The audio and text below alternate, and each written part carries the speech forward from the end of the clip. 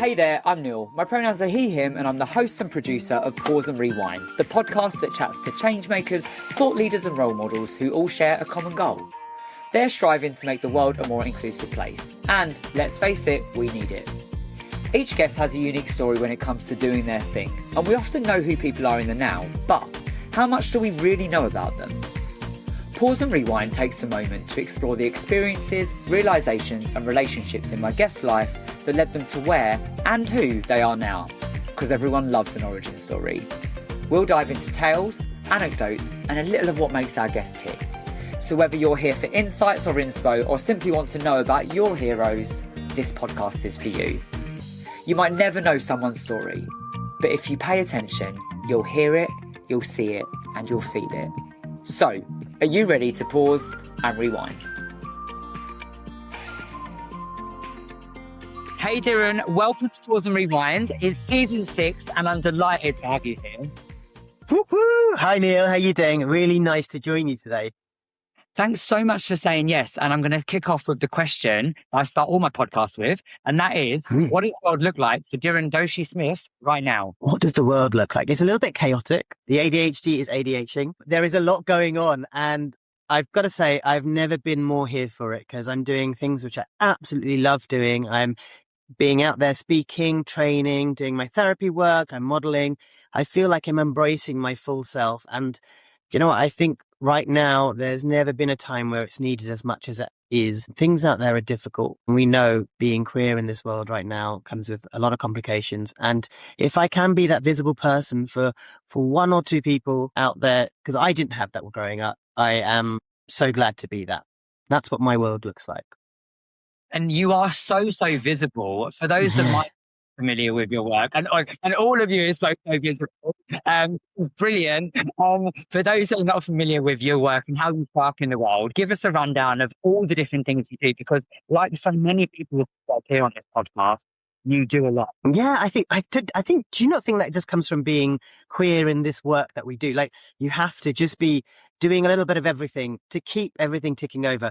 What I do is by day, my profession is therapeutic counsellor, and I specialise in working with queer people, people of colour and neurodiversity. And often I work with people where all those three traits are present, but not always. I love working with intersectionality and considering people kind of holistically, and bringing all the different parts into the therapy room. So that's my day job. I also do training and speaking. So I go into different environments and I will talk to them about things like neurodiversity, intersectionality, queerness, and authenticity. Actually is something that is really becoming big at the moment, because actually people think that authenticity means that you're the same person in every space. But of course that's not true, because how can you be the same person at work as you are with your friends, as you are when you're, out on a night out, when you're dancing away? You're not going to be the same person. So that's huge. And then my other bit, which really feels like kind of aligns with that authenticity piece, is modeling. I really love doing modeling. I do a huge range of stuff. So I did a neurodiversity shoot with Christine McGuinness called Neuroproud last year. I've also done some stuff for Pride in London, where I was featured as a volunteer, which was wonderful. But I also do some like little side things as well, which is quite cool. Just creative, personal stuff, which is really nice. And also, you were recently appointed as an ambassador for ADHD UK, and I can't think of a better person for that. You've really hit the ground running with it. You put so much of yourself out there. Would you ever thought that you'd do that personally? Coming from a South Asian background, there is so much of our identity is kind of tied up in shame and what society should know and shouldn't know, and actually this projection of a perfect person. And I know back then, like I wouldn't have ever come out, would not have revealed my diagnosis of ADHD, because all those things are seen as vulnerabilities and things that we don't show other people, because with vulnerabilities, they can be used against you.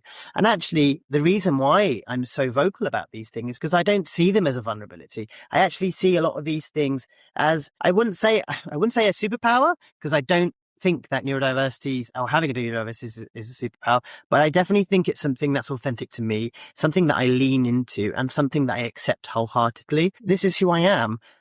Like it or lump it, this is who I am. And, and I have managed to learn to love all these things about myself. So yeah, I just don't want to shy away from any of that anymore. So yeah, definitely.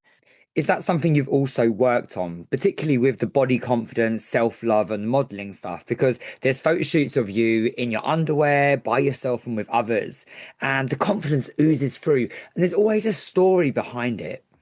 Is that something you've had to build on? Massively. I was really not confident. I don't think I've really been a confident person for a very long time. And I think it's come with this kind of finding out who I am, and it's come both psychologically and physically. Even with the photo shoots that I do now, I don't always feel like I'm in my best form. A lot of the time I've either been away on holiday or I've not eaten very well, and but also I find that it's a documentation of my body as it is in this moment. And that's beautiful in itself. I have looked back on previous photo shoots that I've done and thought, wow, you were in the best shape of your life at that point. And I think that now, but I remember also at the time thinking, oh God, I wish I could lose a little bit more fat here and I could do a little bit there. And I just think it's one of those things that I will always be dysphoric to some degree, but it's also okay because as part of that authenticity piece, we all have different body shapes and we all have different body types, and we don't need to kind of look to an ideal form. We are absolutely value as we are right now. So that's why I do that. But yeah, absolutely. I mean, the body confidence has taken me a while, but I think it's that alignment. I feel really comfortable being a queer, brown, gay person. I feel very confident being a neurodiverse, queer, brown person. I just think, I'm confident in my intersectionalities. All those things that I think were, I was told were vulnerabilities aren't that for me anymore. And so I feel I can own it. And you do own it. And I love that acceptance, grace, and patience and coming through from yourself, acknowledging that your body can look different from one moment to the next. Talking of overcoming shame and taboos, within queer cultures and South Asian cultures, how have those around you responded to you being this open, authentic being in the world, whether around your body, your neurodivergence, or your queerness? It's been difficult. That's been a journey in itself, because even like coming out and, a big thing for me coming out, I came out properly around about 10 years ago, roughly, when my mum died from brain cancer. And I had already met my husband. We'd known each other. We've known each other now for 18 years. So I'd already known him for 8 years at that point. And that was difficult. Like, just coming out was difficult because of the social stigma. Telling my dad, my family, it was always quite difficult. I, being the eldest kind of male in the family, had a lot of pressure on me to bring, a girl home who we'd marry, and then we'd have children and continue the lineage. And, the fact I wasn't doing that was difficult, and it kind of had societal issues because it was kind of very visible that here it is, this eldest son not doing this. Our community, there's people like yourself, like JP, there's lots of people in our community who really come together and support. So yes, I've had lots of support. I would say this version of me is different, and we know that when people change, it can be difficult for those that knew the previous person. Boundaries go into place, things change, and you're not the same reliable person that you once were. So I think that's taken time. It's taken time for people to get used to who I am now and how actually I'm very firmly sat in my boundaries and what I want to do a lot of the time. But I think it's been accepted, and it's taken time for that to happen. I think people just had to get used to it, quite frankly, because there wasn't a deviation from this is who I am now. You're going to have to accept it. So come along with me, or don't. It's up to you. Yeah, that's a hard relate for me too. With my journey around kind of like particularly around sobriety, but also being more aware and woke, if you like. Some people just haven't come along for that journey with me. And there's been tons of support, but there's also been a lack of support often, as well as pushback. Is that something that you've experienced too? I have, in some respects. I have, because I can really, speaking of coming out, for example, there were people who I assumed were heterosexual, who we were very, very close friends, the two of us. And as soon as I came out, they disappeared. Or not even, a few years down the line, it's definitely happened. But I think I'm very much a believer of everything happening for a reason.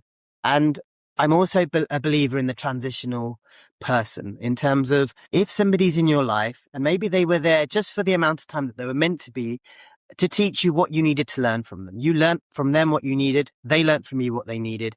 And actually, we've now moved on, and you're now open to finding other kinships and friendships. I mean, I do believe that of my mum. My mum died, I said 10 years ago. I was 32 when that happened. But actually, people say to me often, like, don't you wish you had her? And of course I wish I still had her. But also I really believe that she taught me everything I was meant to have known and learned. She taught me so much that actually that was just her time, and that's okay. And I really extrapolate it to friends and people as well, really. You know, loss and grief can be so brutal and come in so many different forms.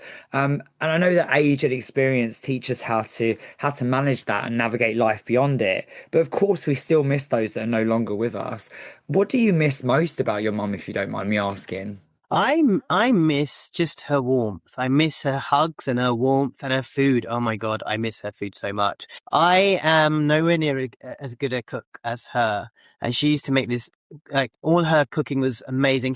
We were vegetarian in my house, and people used to ask me all the time, like, because I eat meat, and they were like, don't you miss meat when you go home? And I said, she just makes something amazing every day that, no, I don't have time to miss meat. I just, we just eat so well. So, like, no, that's what I miss the most. Just her smile, her hugs, her love, and her food, really.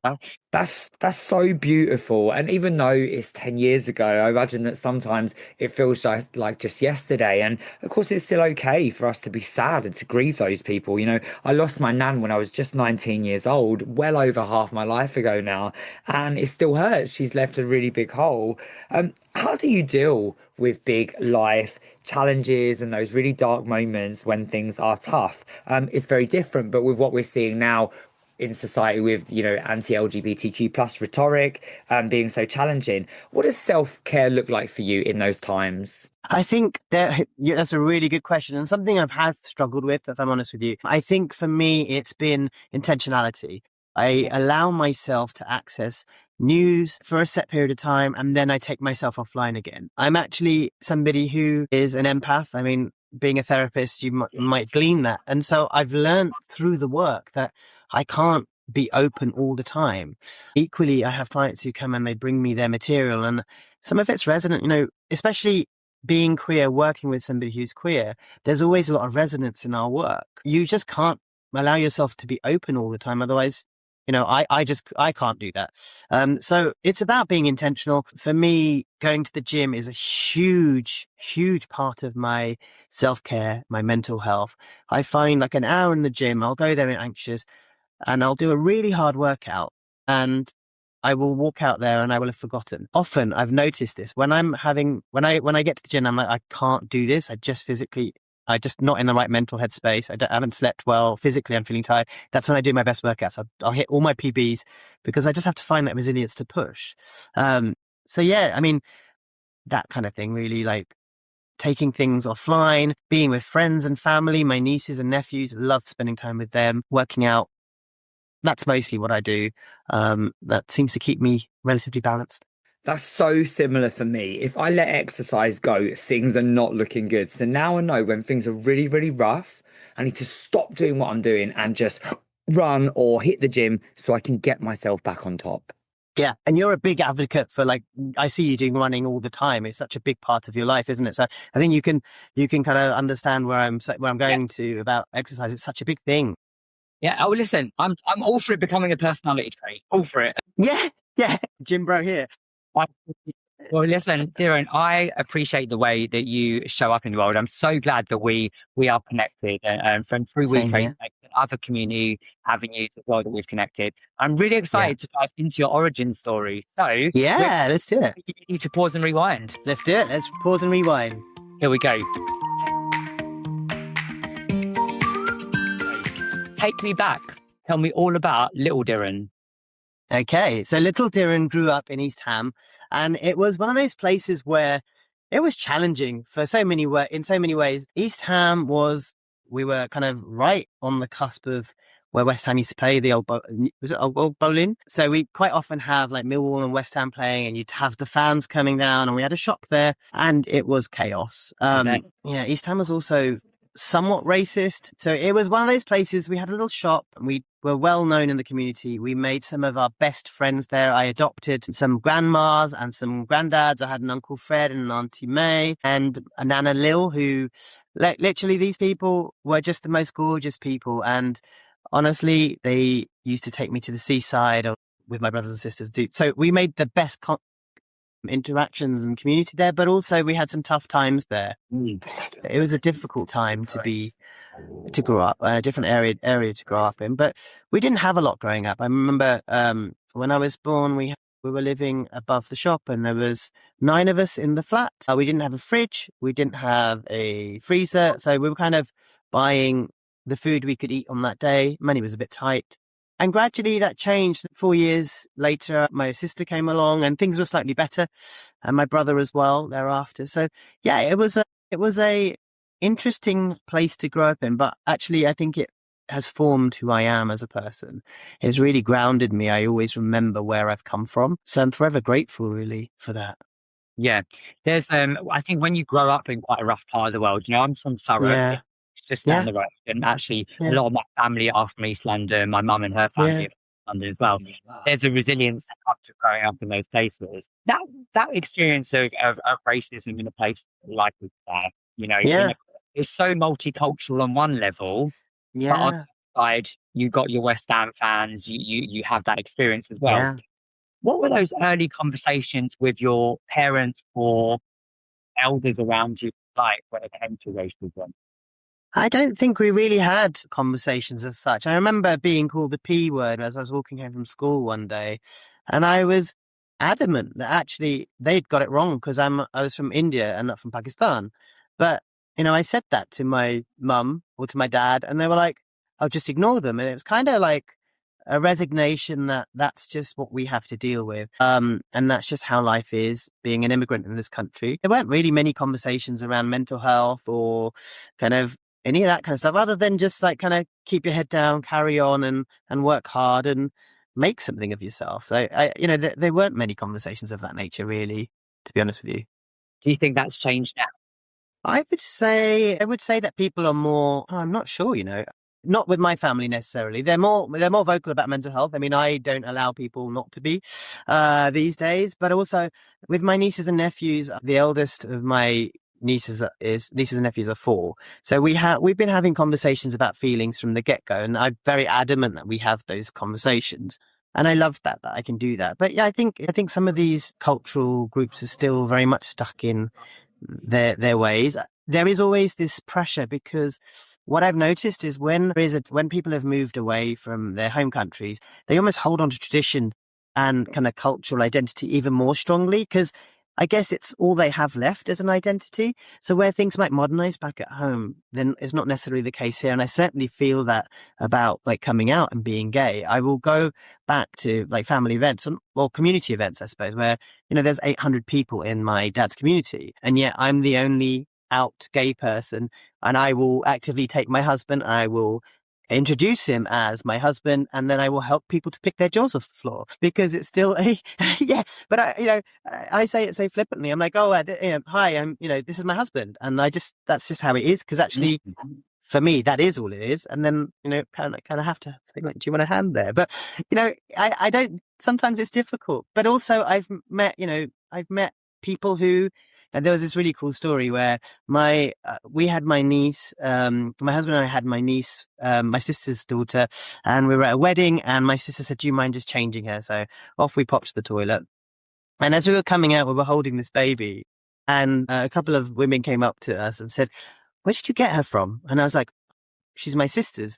And they were like, oh, your sister was a surrogate for you. And I was like, no, she actually belongs to my sister. And they were disappointed, because they thought my son, who's also gay, and his partner's looking for a baby, and we thought you might have some idea as to where we might do that. So, I've had some nice conversations as well. It's just that people aren't visible. Yeah. And to be visible is challenging. I wouldn't say it's difficult, it's challenging. But also, then you have these lovely little conversations which make everything feel, like okay. Yes, and even though visibility can come at a cost sometimes, and there's risk, but ultimately nothing's going to change without it. And so it's important to allow those moments for people to sometimes surprise us. Thinking about stories, is there a favorite anecdote that you've heard about yourself growing up? I won't say it's my favorite, but I was told that I was always very content being on my own or being left. I could always be left to my own devices. And the story behind that was that, I could, I could be left with some pots and pans, for example, sitting in a corner, and I'd be in exactly the same position 3 hours later. And actually, Hard what it relate. gives me, yeah, and what it actually makes me feel is sad. Because Mm. actually, what was happening was there were so many things going on. It's nobody's fault.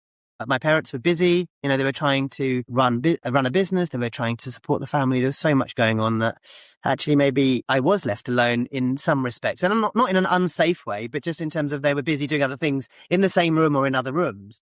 And the fact that actually I was able to occupy myself or had to occupy myself for 3 hours on my own feels like a little sad. But also, I guess that's why I wasn't diagnosed with ADHD, because I wasn't the disruptive young kid. I kind of, I guess, conditioned, and I was always the good boy. Dhiren's a good boy. So yeah, I would often disappear into my own little world yeah. with whatever I was doing, whether that was toys or colouring. I would just be quite like blown out a lot. That's your hyper focus for that moment. Yeah, absolutely that. But yeah, I guess that's like kind of that societal, the social conditioning that, I'd love to have been doing other things, perhaps. I don't know, but that's just, yeah, I guess that's who I was then. And you can't do anything to change that. So No, and then an important reflection to where you are now and how you're recognizing yeah, how much had to lay down the line. And what were you yeah, like at school? What was the school experience like for you? I was the good Indian boy who was always very studious. Fairly I was always good. I never kind of caused any problems. I was probably one of the geeks. I never was a very popular person. So I hung out with my other geeky friends, just very quiet, not very confident, reserved.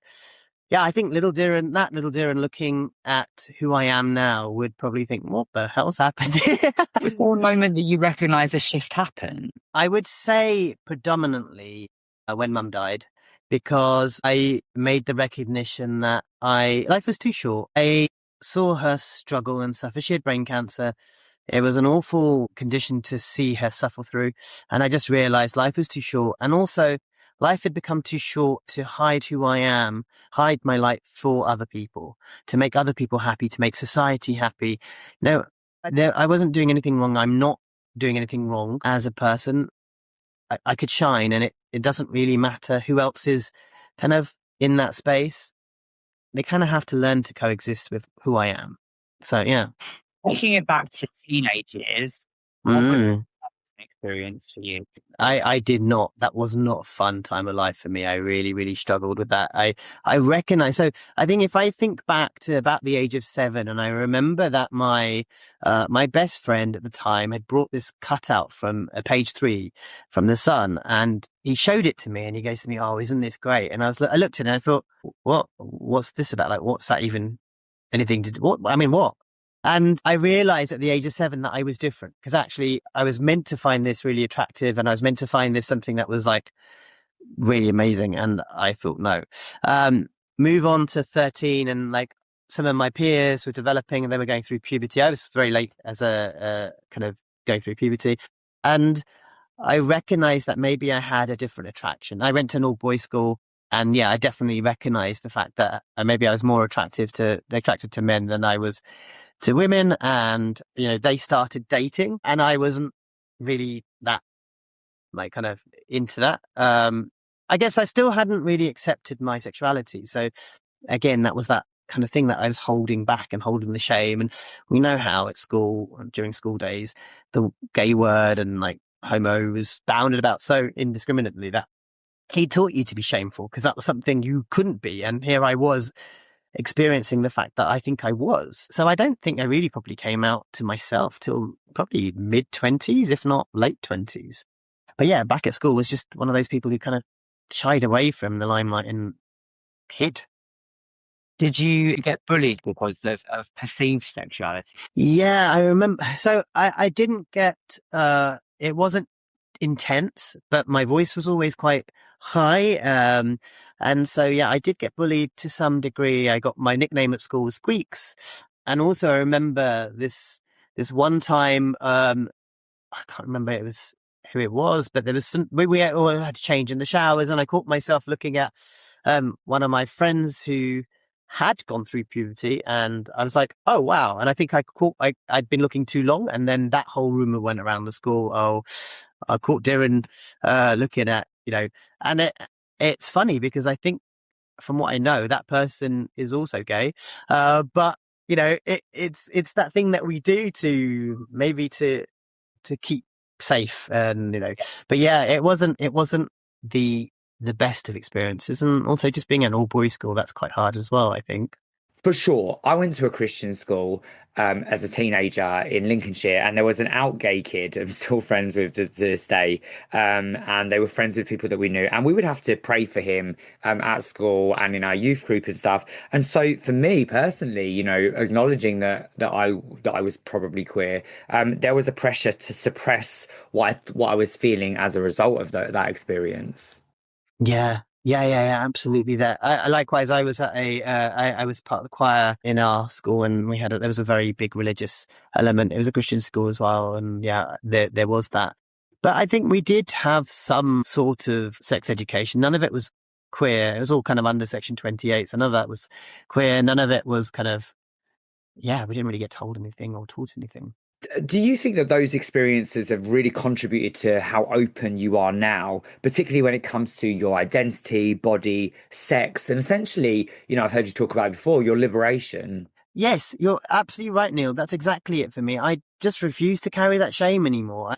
And that person who doesn't carry shame is who I am authentically. Now, I'm not saying that I'm going to, be shouting about things that I do necessarily, but also I don't need to be.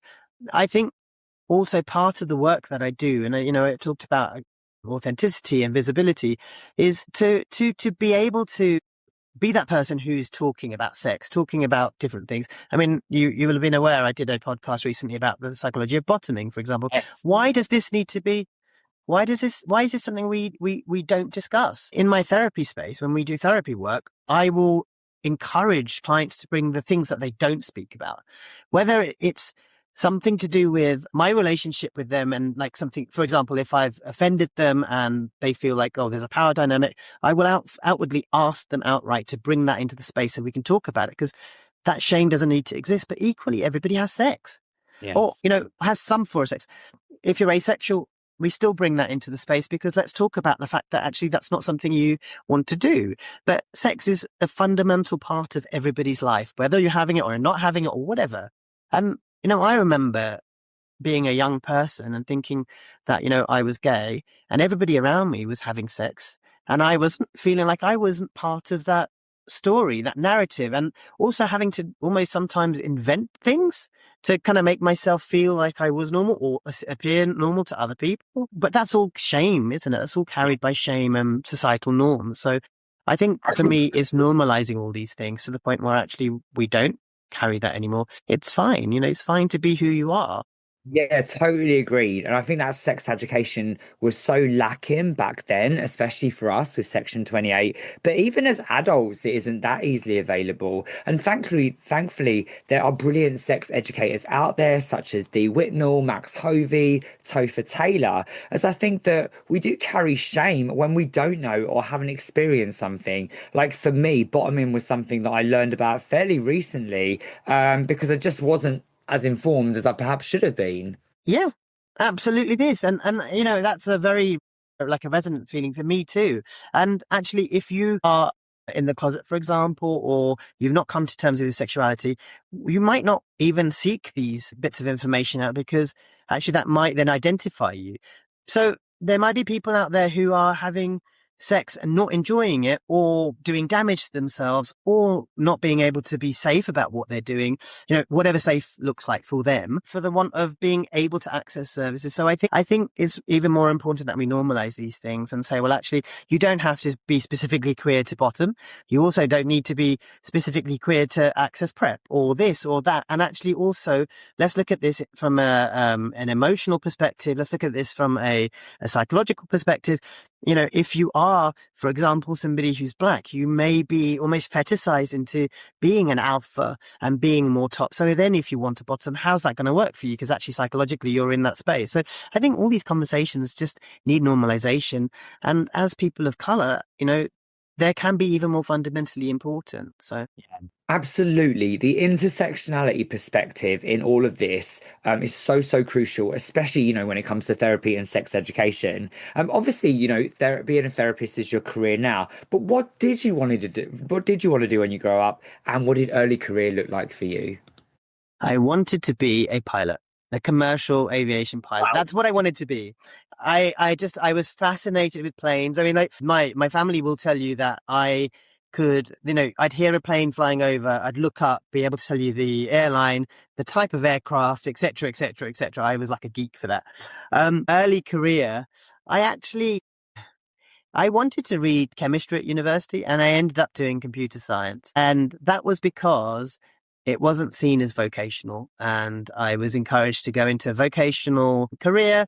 I ended up working in IT for a number of years, and then in our family business, when we do we do wholesaling, and I actually appeared on The Apprentice. We were like one of the venues where they had the meetings with Alan Sugar, and then like all this stuff happened with Mum, and I had a career break, I had a breakdown, had a career break, and then realized the power of therapy and how invisible queer people of color are for services, and decided that that's what my calling was going to be. And I've not looked back since, and it's helped me to embrace who I am, and it's helping other people. So I think, I really love it. What was the journey to becoming a therapist like, and, establishing yourself with your aim and your focus of what you set out to do? It came out of shame, if I'm honest with you. As I was trained to be a therapist, I was thinking about what kind of therapist I was going to be after I qualified. And I'd started developing my website, and I started developing my service, and I thought, I'm just going to be a general therapist for everyone. Okay. And as I was doing that, I started looking back and looking at my process and thinking, why? Why is it I want to be a general therapist? And I realized it's actually because I was still shameful about being queer, that there was still some homophobia in the internalized. And I thought, no, actually, this is not okay. I have people that I'm doing this for a reason, and yet people come to my website and they'll see that I could be anyone, and I don't specialize in queer therapy. I don't do this. And so that's why I decided that actually I could probably do both. I can be an outspoken queer advocate and activist, and also support people who are heterosexual or from different walks of life. And I have a mixture in my client base, but predominantly they're queer.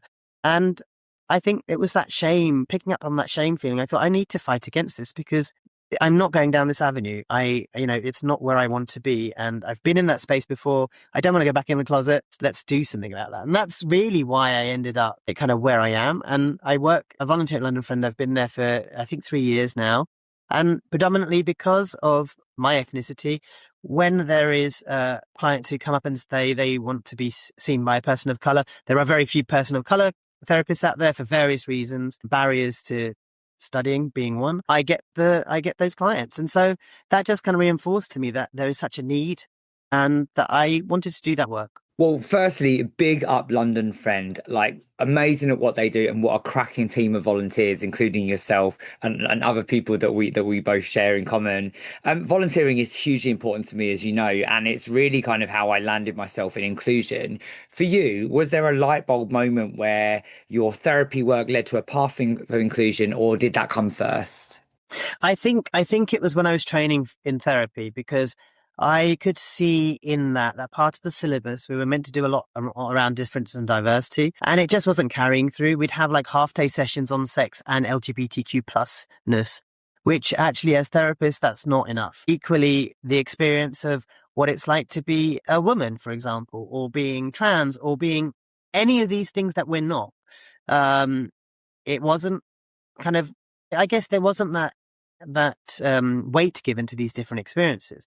And so for me, it became even more important that was considered. And I think just the general sense of what's going on in the zeitgeist at the moment in terms of the news roles and like the current anti-trans rhetoric and what's going on in kind of in Israel and places like that. It's just, there is so much happening around the world. And we are, I guess, it's hard to sit and watch that happening and not being able to do anything about it. So I guess in my own little way, by doing the work I do, I'm quite openly a feminist. I will champion marginalized groups.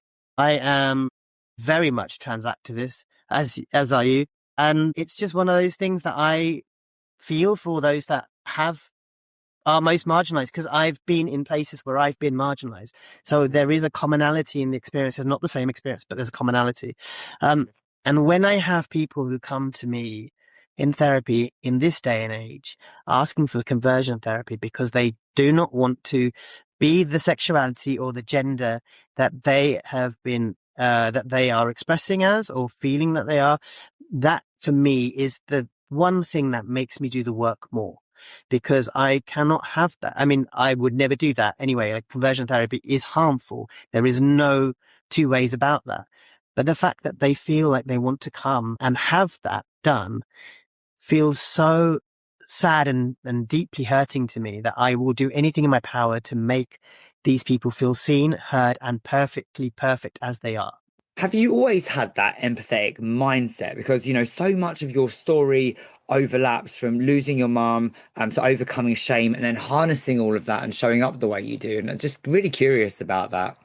I think, I don't know if this is resonant for you, Neil, but I definitely feel that growing up a neurodiverse and queer and a person of colour, you're hypervigilant quite often. Mm-hmm. You're always reading the room to figure out where the harm is coming from, or if you're too much or not enough, or, and that still exists in this day and age, even in queer spaces or wherever I am. So I think the empathy comes from that reading places all the time. You become really good at that. For yourself and others as well. Yeah, absolutely. I'm probably more hypervigilant for other people now than myself. Yeah, we become good at that because actually, when we can read that in other people, obviously we don't diagnose.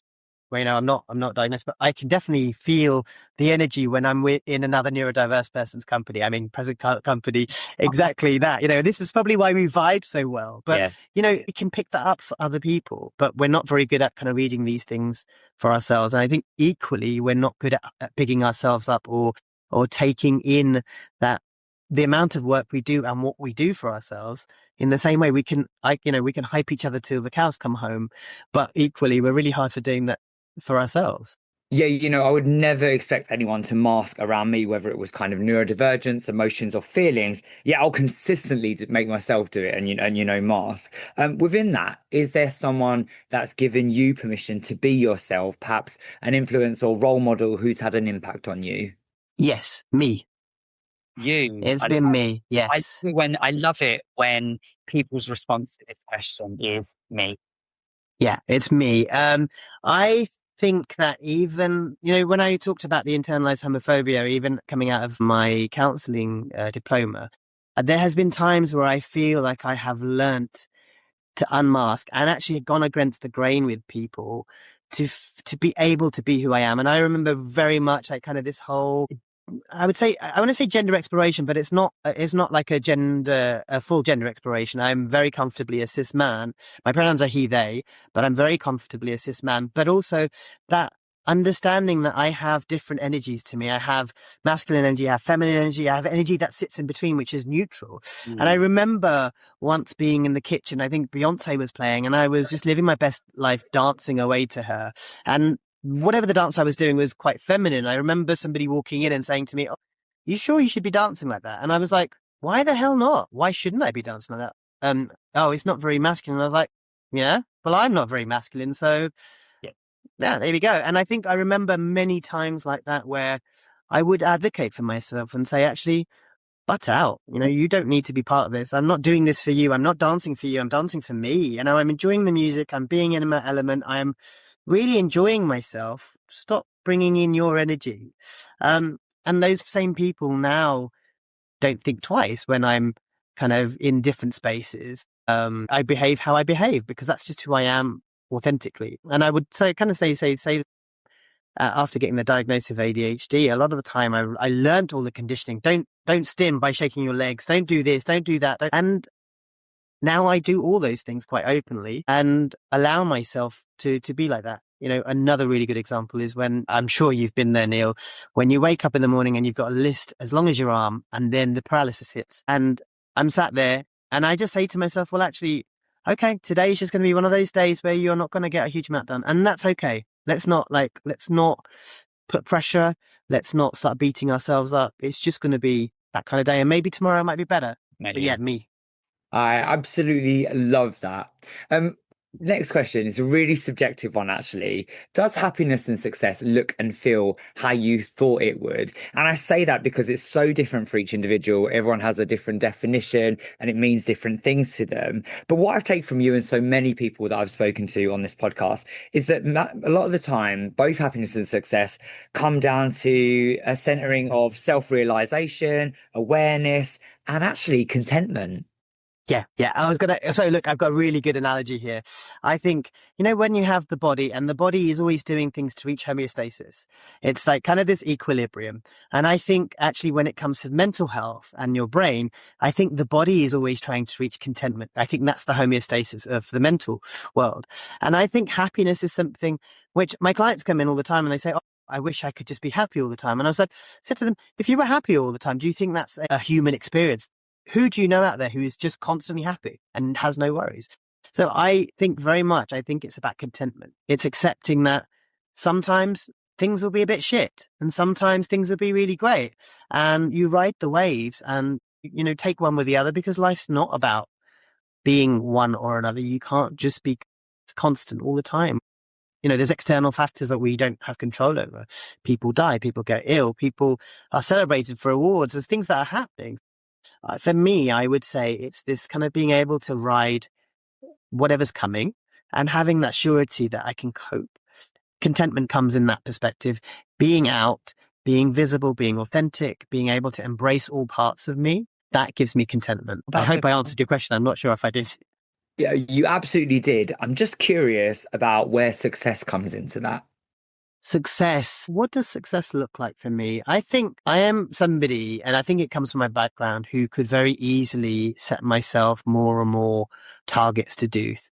But I think that actually going back and thinking about what I want in life right now and what that looks like and living in the moment, I think that feels enough. And for me, I am content in my life. I'd probably say I'm more than content in my life. I get to do some incredible things, meet some incredible people. And success, no, I don't really have measures of success. And I would say to you, I get to do incredible things and these things happen organically that I don't plan. Like being on the side of Piccadilly Circus last year for Pride was something I never thought would happen. And I think, where does that stop? Like, what's the next thing up from being on the side of Piccadilly Circus? So I think now it's being organic about stuff and saying, well, whatever happens, you're still able, you're still good enough and you're still doing amazing things. So yeah, I don't really have metrics of success because I don't really know what that looks like. I don't know how I would reach them. So I'd rather just be here and now.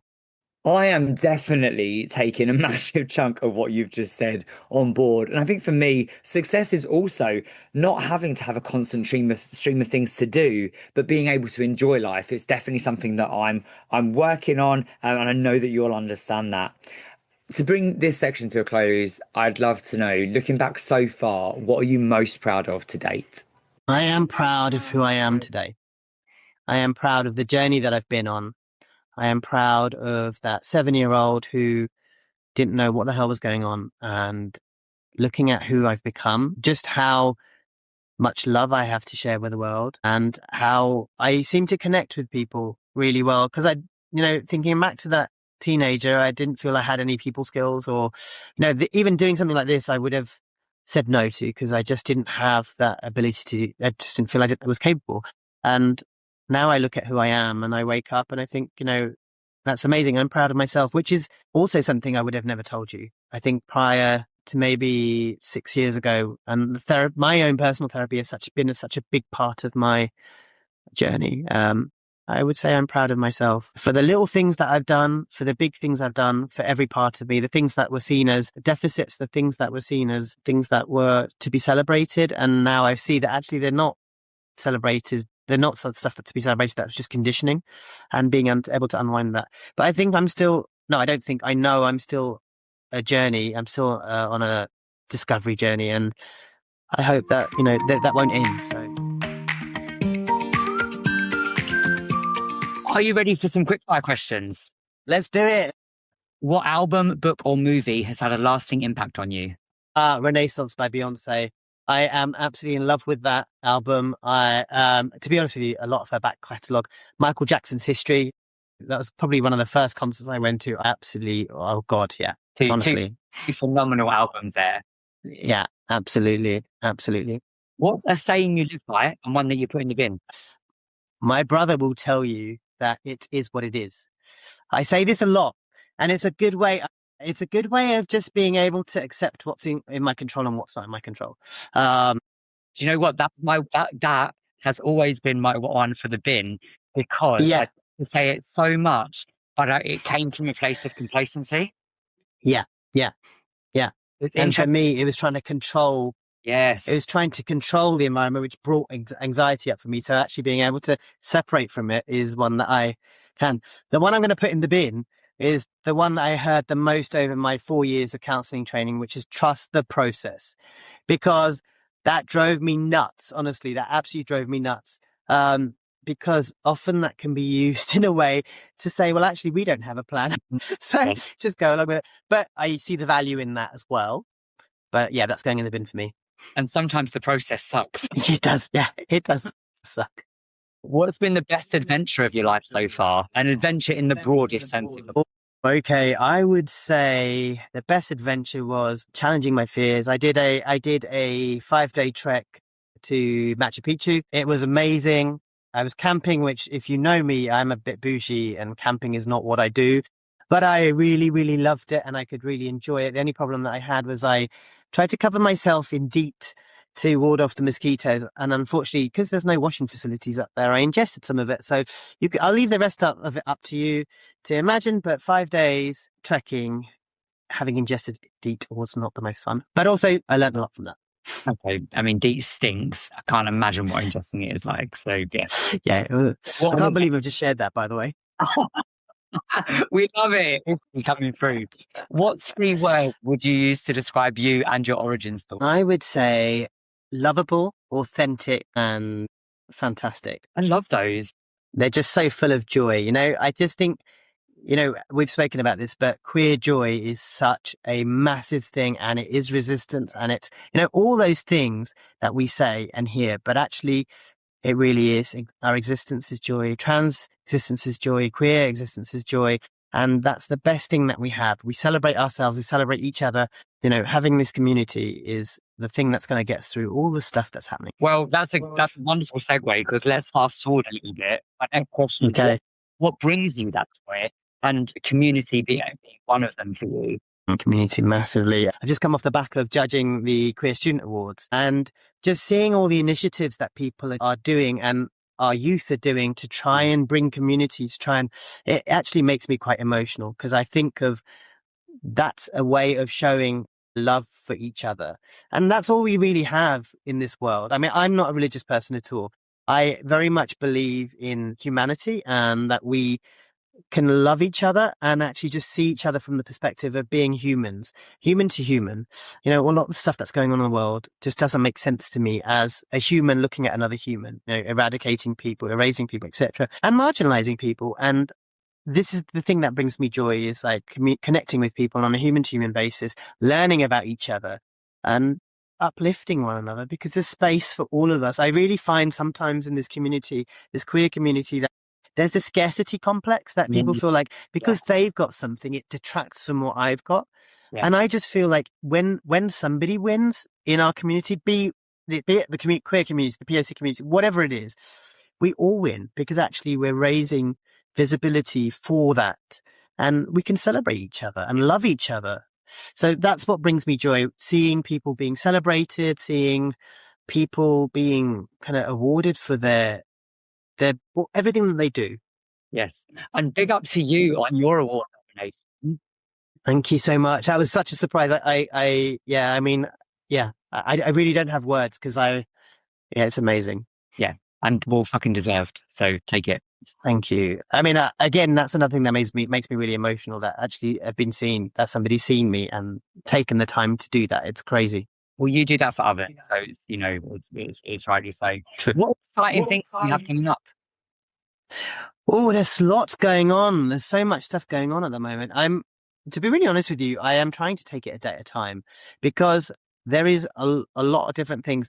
I have cast for London Fashion Week. I'm hoping that I potentially might be walking the catwalk for that.